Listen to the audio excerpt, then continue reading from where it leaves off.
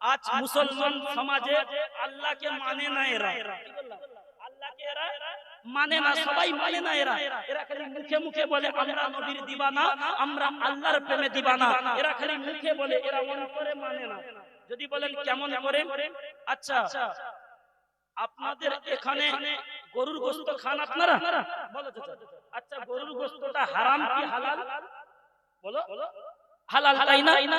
মুরগির গোশতটা, মাছটা হালাল, তাই না? রুই মাছটা হালাল, নদীর কোনো বড় মাছ হালাল, মাছ মাংস ডিম সমস্ত কিছু আমাদের জন্য হালাল। হালাল না? হালাল না? আল্লাহ বলে তোমরা খাও, কোনো অসুবিধা নাই। তো বলো মুসলমান, বলো ওই সকল জিনিস হালাল থাকার পরেও আমার আপনার যদি হালকা কোনো ছোট্ট একটা রোগ হয়, হসপিটালে যাওয়ার পরে, ডাক্তারখানায় যাওয়ার পরে ডাক্তার বাবু যদি বলে দেয় তুমি গরুর গোশত খাবে না, তুমি মুরগির গোশত খাবে না, তুমি মাছ খাবে না, তুমি ডিম খাবে না, যদি এই চারটা জিনিস খাও তুমি, তাহলে খুব একটা বেশি দিন বাঁচবে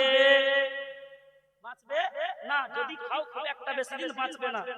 আপনাদের কাছে বিচারটা দিলাম, বলো মুসলমান, বলো ডাক্তার মানা করার পরে আমি আপনি মুসলমানের ছেলে ওই জিনিসগুলোকে খাওয়া বন্ধ করি কি করি না? বলো ওই জিনিসগুলোকে বন্ধ করে দেই। কেন? যদি খাই সুগার বেড়ে যাবে, ডাক্তার বলেছে খুব একটা বেশি দিন বাঁচতে দুনিয়ায় পারবো না, অতএব হালাল হোক আমি আপনি ছেড়ে দেই। কারণ কিছুদিন বাঁচার জন্য ডাক্তারের কথা শুনে, কার কথা শুনে? আমি আপনি ছেড়ে দিচ্ছি। মা বোনেরা শোনো, ওই হালাল জিনিসগুলো তো ছেড়ে দিচ্ছি। তো ডাক্তারের কথা শুনে আমি আপনি যদি ওই 4-5টা জিনিসটা ত্যাগ করে দিতে পারি, আল্লাহ বলে ওরে মুসলমানের ছেলে, ওরে মুসলমান মা বোনেরা তোমরা শুনে রাখো, আমি আল্লাহ তোমাদের জন্য 3-4টে জিনিসকে নিষেধ করলাম। আল্লাহ 3-4টে জিনিসকে নিষেধ করে দিয়েছে। কি জিনিস? আল্লাহ পাক রব্বুল আলামিন বলেন ওরে মুসলমানের ছেলে, মদ তোরা খাবি নি। মদ তোরা কে মানা করেছে চাচা? আল্লাহ বলেছে মদ তোরা খাবি নি, জুয়ার ধারে ফাঁসে যাবি নি, বন্ধন দলের গরু খাবি নি, সুদের টাকা যেন তোরা খাবি নি, লটারির টিকিট যেন তোরা কাটবি নি। আমি আল্লাহ আমার হুকুম তোদেরকে মানা করলাম। বলো মুসলমান, বলো ডাক্তার মানা করার পরে আমি আপনি ডাক্তারের কথাকে শুনে নিলাম, আর যে আল্লাহ আমাকে আপনাকে দুনিয়ায় পাঠালো ওই আল্লাহ বলার পরেও ওইগুলোকে আমি আপনি ছাড়তে পারলাম? বলো ছাড়তে পারলাম না। তাহলে তুমি আমি একবার বুকে হাত দিয়ে চিন্তা করে দেখি, ডাক্তারের কথা শুনে ওইগুলো ছাড়তে পারলাম, আল্লাহর কথা শুনে সুদ ছাড়তে পারলাম না, মদ ছাড়তে পারলাম না, বেঈমানি ছাড়তে পারলাম না, পরের জমির আল কাটা ছাড়তে পারলাম না। তুমি আমি মুখে মুখে আল্লাহ বলতে পারি, অন্তরের মধ্যে শয়তানের তাবেদারি করি। ঠিক না ভুল? আমার যুক্তি বুঝতে পেরেছেন? নিশ্চয়ই আমরা শয়তানে সবাই না, ভুল বুঝবেন না, যারা করছে আর কি। তো ডাক্তারের কথা শুনতে পারলাম, সেই আল্লাহর কথা শুনতে পারবো না? তুমি আমি কেমন মুসলমান বলো? আজ আমাদের সমাজে দেখা যায় যে সকল আমাদের গায়ের কম হিন্দু ভাইদের বাড়ি রয়েছে, প্রত্যেকের বাড়িতেই দিনে কমসে কম একবার করে বাড়ির মা বোনেরা ওদের মন্দিরের মধ্যে পূজা দেয়। হ্যাঁ না? মন্দিরের মধ্যে পূজা দেয়, মন্দিরের মধ্যে ফুল চড়ায়, মন্দিরের মধ্যে পানি ছড়ায়, কারণ তারা জানে বাড়ির মধ্যে প্রত্যেক দিন একটু করে যদি ভগবানকে ডাকা যায়, বাড়ির মধ্যে প্রত্যেক দিন যদি ভগবানের হালকা করে সেবা করা যায়, তাহলে আমাদের মঙ্গল হবে, বাড়ির মধ্যে বরকত হবে, মঙ্গল হবে, মরণের পরে আমরা স্বর্গে যেতে পারবো। তাদের আকীদা, তাদের আপনাদের এদিকে খেয়াল করে দেখবেন প্রত্যেকটা হিন্দুর বাড়িতে যখন মাগরিবের আজান হয়ে যায় ওই সময় দেখবেন ওদের বাড়ির মা বোনেরা ওরা পূজা করে, ওই ঠাকুরের পাশে ধূপ ধরায়, কমসে কম করে। তো আজ আমার আপনার বাড়িতে মুসলমানের বাড়ি বছর চলে যায়, ঈদ থেকে নিয়ে শবে বরাত পর্যন্ত চলে আসে, তোমার আমার বাড়িতে আল্লাহকে ডাকতে বালা কেউ নাই। বলো মুসলমান, বলো তোমার আমার বাড়ির উপরে গজব আসমান থেকে খোদার রহমত আসবে? যে বাড়িতে সারা বছর চলে যায় একদিনও কোরআনের আওয়াজ নাই, কোরআনের আওয়াজ নাই। শবে বরাতের সময় কবে ইমাম সাহেবকে ভাড়া করব, ইমাম সাহেব এক খতম করে দিও, 1000 টাকা দেব, সেই এক বছরে একবার ইমাম সাহেব এসে কোরআন তেলাওয়াত করে যাচ্ছে। তারপরেও কিছু কিছু মানুষ বলছে ওই 1000 টাকা দিয়ে কোরআন তেলাওয়াত করাবো, ওই করার দরকার নাই, করার দরকার নাই। ও ভেবে ভেবে কোরআনের দুশমন, কোরআনের দুশমন। আল্লাহর রাসূল সাল্লাল্লাহু আলাইহি ওয়াসাল্লাম বলেন, যে ব্যক্তি দানী হয় আমি নবী তার বন্ধু হয়ে যাই, যে ব্যক্তি কৃপণ হয় আমি রাসূল সে আমার দুশমন হয়ে যায়। তাই আমরা প্রত্যেকেই জানি শবে বরাতের চাঁদ এখন পবিত্র মাহে রমজান আমাদের সামনে, আমরা প্রত্যেকেই চেষ্টা করব এই টিটিয়া বস্তিতে এমন কোন বাড়ি যাতে বাদ না থাকে যে বাড়িতে কোরআনের আওয়াজ আমরা বন্ধ করব না। কমসে কম বছরে আমরা মা বোনদেরকে বলবো কোরআনটা বাড়িতে তেলাওয়াত করো, কোরআনটা তেলাওয়াত করো। কারণ যদি এরকম হিন্দু ভাইদের বাড়িতে তারা যদি তাদের ভগবানের পূজাকে প্রতিদিন একবার করে করতে পারে, তুমি আমি মুসলমানের বাড়ি, মুসলমানের ছেলে, মুসলমানের মা বোনেরা হয়ে সপ্তাহে একটা দিন ও বাড়ির মধ্যে কোরআন পড়তে পারলাম না, বছরে একটা দিন ও কাউকে ডেকে কোরআনের আওয়াজ আমার আপনার বাড়িতে করতে পারলাম না, মনে রাখো, শুনে রাখো, তোমার বাড়িতে শয়তানের বসবাস হবে, আল্লাহর রহমতের বসবাস হবে না।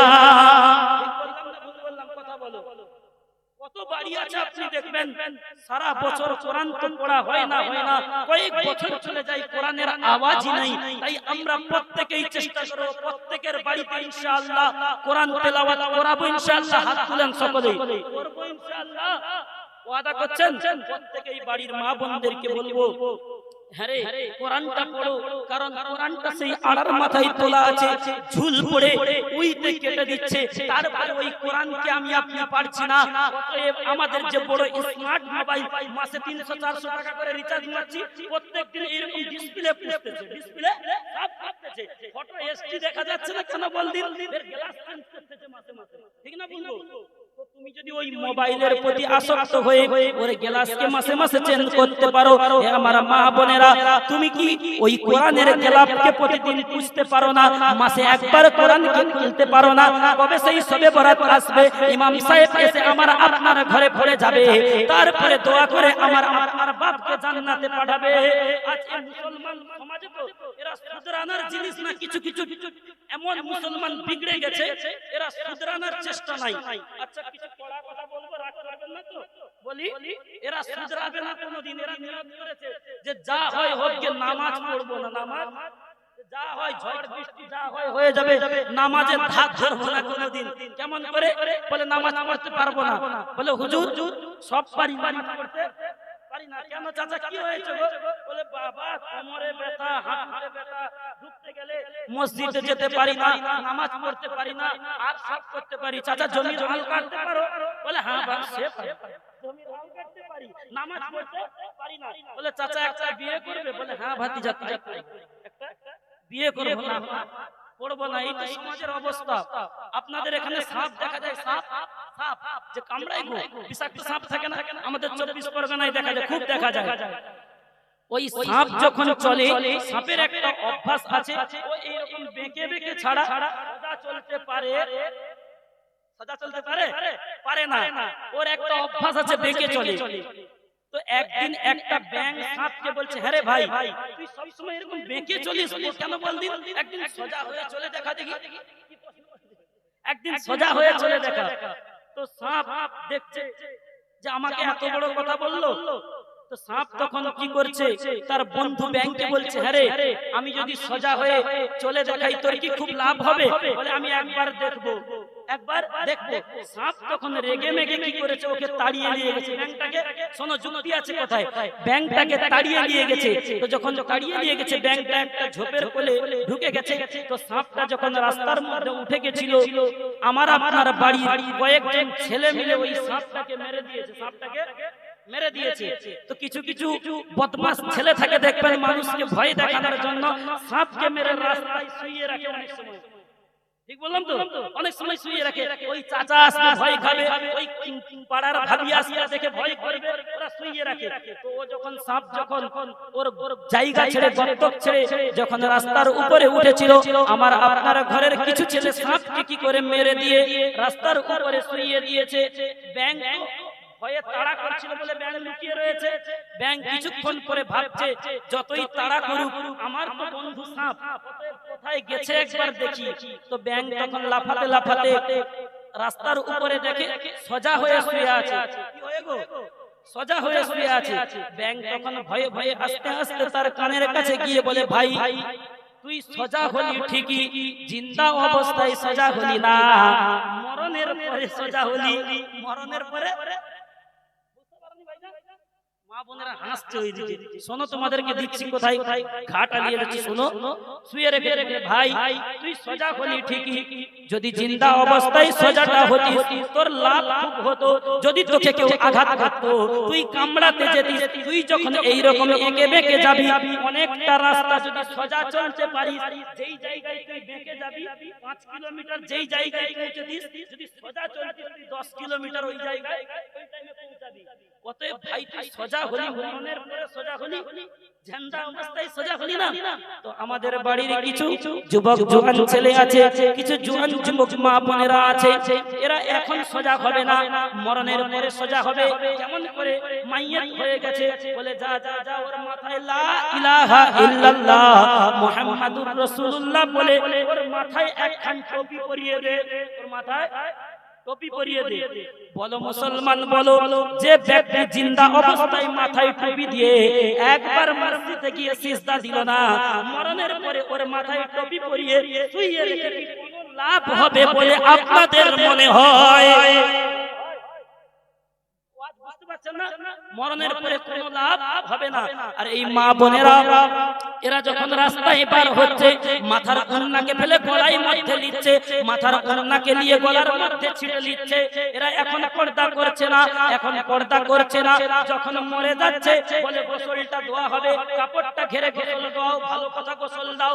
যখন কিনা খাটিয়ার মধ্যে তোলা হচ্ছে বলে মহিলার লাশ পর্দা সহকারে ঢাকাও, কবরে নামাচ্ছে তারপরেও বলে উপরে পর্দাটা ঢাকা দাও, বেটা ছেলে আছে, উপরে পর্দা ঢাকা দাও, মাইয়াত নিয়ে শোয়া হবে, বেটা ছেলে আছে। আপনারা বিবেক দিয়ে চিন্তা করেন তো, যে মহিলাটা দুনিয়ায় বাঁচতে বাঁচতে, যে বোনটা দুনিয়ায় বাঁচতে বাঁচতে, যে ভাবিটা দুনিয়ায় বাঁচতে বাঁচতে মাথায় কাপড় লায় না, পর্দা করে না, মরণের পরে কি পর্দার দরকার আছে বলে আপনাদের মনে হয়? ওই যে পর্দাটা করে শোয়াচ্ছে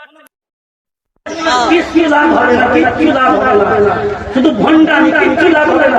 এই কাপড় ঘরে খবরে শোয়াবো, মেয়ে ছেলে লাল পর্দার আবরু। আরে মা তুমি দুনিয়ায় তোমার শরীরটা পর্দার করা দরকার ছিল, তুমি করতে পারোনি। ওই কবরে যখন শোয়ানো হবে ওই সময় তোমাকে পর্দা করে কোনো লাভ। অতএব তুমি এখন থেকে পর্দা করো, মাথার মধ্যে কাপড়টা দাও। আল্লাহর রাসূল সাল্লাল্লাহু আলাইহি ওয়াসাল্লাম বলে আমার মা বোনদের অনেকটা গোপন অঙ্গ রয়েছে, অনেকটা গোপন অঙ্গ রয়েছে। আল্লাহ পাকের রাসূল বলে সবচেয়ে যে আমার মা বোনদের গোপন অঙ্গটা হচ্ছে, সেইটা হচ্ছে মা বোনদের মাথার চুল।